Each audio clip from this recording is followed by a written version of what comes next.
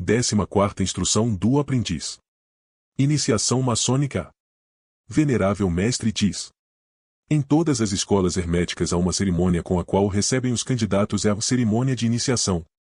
Essa cerimônia, que não é de imediato compreendida pela maioria dos candidatos, trata-se de um ato significativo cuja importância está oculta sob a enganosa aparência do véu exterior. A palavra iniciação deriva do latim initiare ou initiatio, cuja origem etimológica vem de initium, que significa início ou começo, enquanto outros entendem sua possível origem em inire, que se compõe de duas partes, a saber, in igual para dentro e ir igual ir, que pode ser entendida como ir para dentro, penetrar, ingressar ou começar novo estado de coisas, e assim, o termo iniciação carrega o duplo sentido de iniciar ou ingressar. E dessa etimologia da palavra, pode-se depreender que o significado da iniciação seria item o ingresso no novo mundo interno para começar uma vida nova, e por isso, a iniciação maçônica é uma joia inestimável na coroa do simbolismo. Sob o aspecto esotérico, a iniciação seria um rito de transição, que simbolicamente imita um novo nascimento, ao qual se submete o aspirante a provas que balizam no curso da existência humana. Os hindus têm uma expressão para definir os iniciados. Item ou são os nascidos duas vezes, a primeira vez de sua mãe natural, e a segunda vez do interior de si mesmo, através do rompimento da materialidade que aprisiona, o que proporciona o desenvolvimento da espiritualidade. Sendo o gabinete, câmara e das reflexões o símbolo do interior do homem, pois ao cerrar os sentidos para o mundo externo, o candidato se acha em sua própria câmara das reflexões. Estando isolado na obscuridade, que representam as trevas da matéria física que rodeiam o espírito, deve aprimorar-se até sua completa maturidade, além de ser este interior obscuro, o estado de consciência do profano que vive sempre fora do templo, no meio daquelas trevas. Primeiro vigilante diz. Quando o candidato começa, por introspecção, a se dirigir à luz do pensamento, concentrando-a em seu próprio interior, a verdadeira iluminação começa a invadir seu templo interno, e dominar sua mente. Ao iniciante, então, é o que dirige seu pensamento ao mundo do espírito, que conduz ao conhecimento do universo, do corpo e de Deus, que nele habitam, pois o Espírito único e universal está em todos os seres do universo. Os deuses do universo têm representantes no corpo do homem, e esses representantes podem ser os átomos, e por isso, assim dizia Trimegisto. Item o que está em cima é como o que está embaixo, e também disse Jesus. Item o reino de Deus está dentro de vós, a porta da verdadeira iniciação que conduz ao reino de Deus ou mundo interno, é o coração, enquanto o corpo seria esta porta no templo, isto é, a representação das coisas celestiais e espirituais, sendo então o corpo venerado nas sublimes realidades. O candidato deveria conhecer os mistérios das antigas iniciações, para compreender e praticar, conscientemente, a iniciação moderna, até porque, para a real compreensão da verdade deve ser muito estudado o simbolismo, verdadeiro caminho da sabedoria.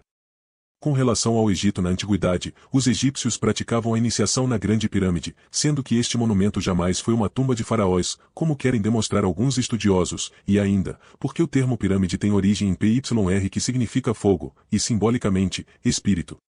Tem-se na Grande Pirâmide uma fidelíssima cópia do corpo humano, e assim, seria possível dizer-se que, simbolicamente, é a tumba do Deus íntimo que se encontra no interior do homem, e para este retome a composição de uma promissora unidade com o Deus íntimo, deve sempre buscar a própria iniciação em seu mundo interno, do mesmo modo como nos tempos antigos, quando o aspirante adentrava na Grande Pirâmide realizando sua iniciação.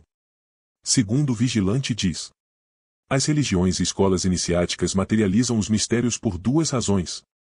Item para velá-las aos olhos do profano, e item facilitar a compreensão do candidato. Tanto que Amedes diz a Chetos, chegando aos pés do santuário da iniciação. Seus caminhos secretos conduzem os homens amados dos deuses a um fim que nem sequer posso nomear. É indispensável que façam nascer em si o desejo de alcançá-lo. A entrada da pirâmide está aberta a todos, porém, compadeço-me dos que têm que procurar a saída pela mesma porta cujos umbrais franquearam, não conseguindo outra coisa senão satisfazer sua curiosidade, imperfeitamente, e ver o pouco que lhe foi dado conhecer. O aspirante, insistindo na iniciação, atrás do mestre escala o lado norte da pirâmide até uma porta quadrada estreita sempre aberta, que se acessa por um passadiço apertado, o que simboliza as características do espírito. A iniciação na pirâmide equivale a item comunicação com os grandes mistérios do Espírito, e item união do reino de Deus interno com o Pai.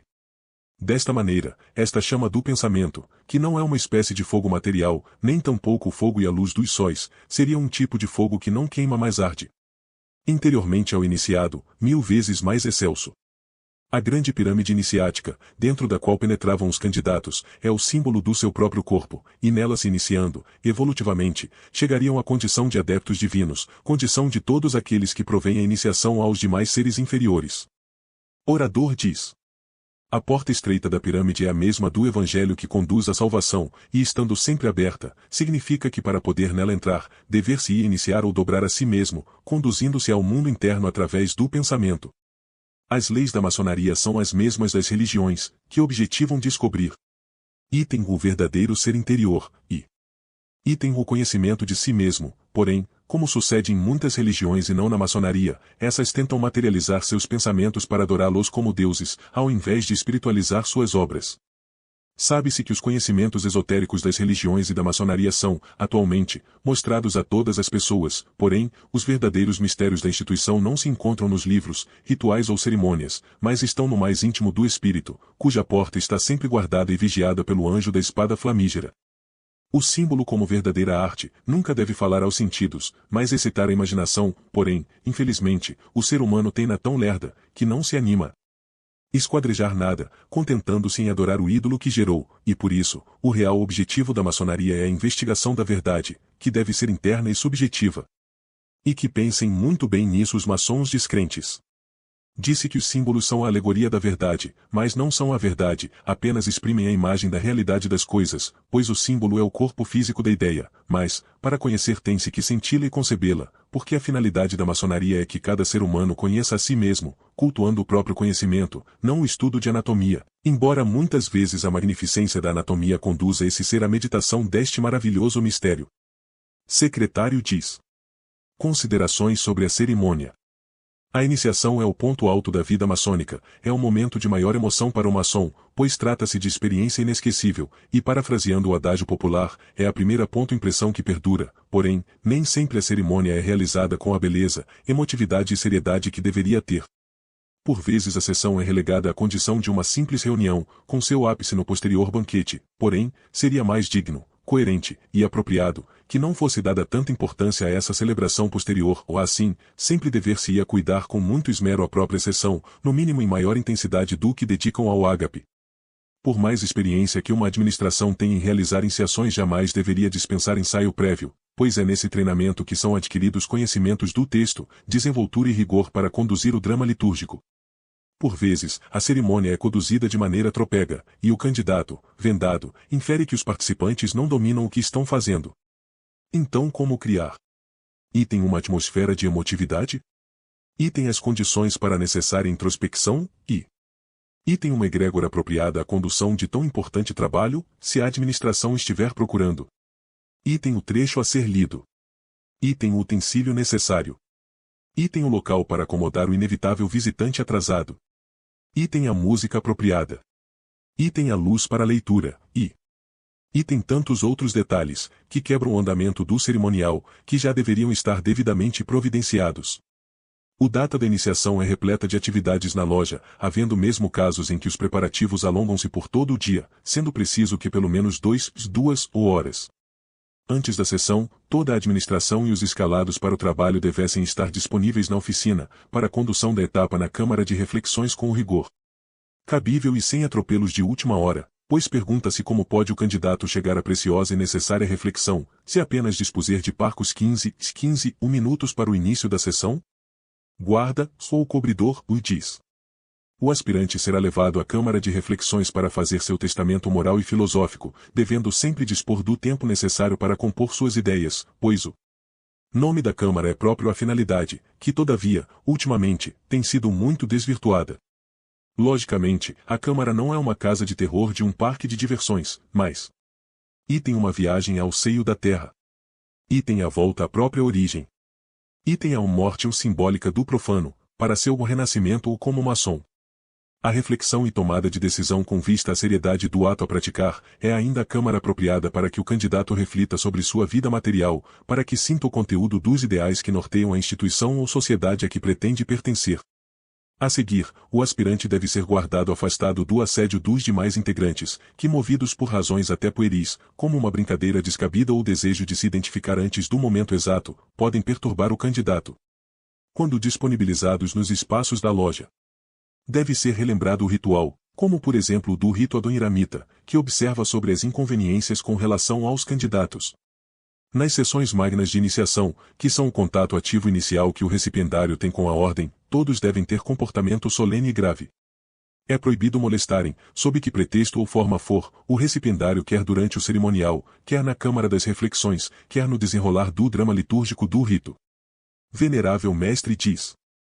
O fato é que o assédio aos candidatos transformou-se em inconveniências, que ferem a sensibilidade dos que pensam estar adentrando a uma instituição solene, composta de homens ligados a objetivos superiores, e de repente, descobrirem que alguns desses integrantes agem como jovens estudantes, tentando aplicar-lhes o trote comum aos calouros de universidades.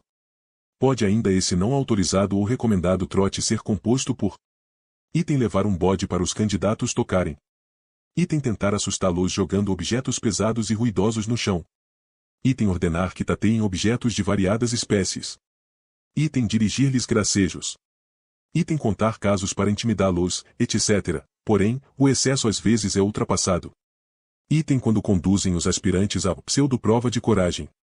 Finalmente, os recipiendários devem ser muito bem cuidados, com toda a responsabilidade, disciplina e organização que a cerimônia requer, demonstrando-se toda a cautela e respeito que sempre serão merecedores. Irmão, gostou do conteúdo? Não esqueça de dar o like e se inscrever no canal. Se você desejar conhecer um pouco mais sobre a maçonaria, acesse a descrição desse vídeo e clique no link do nosso treinamento. Fraterno abraço a todos.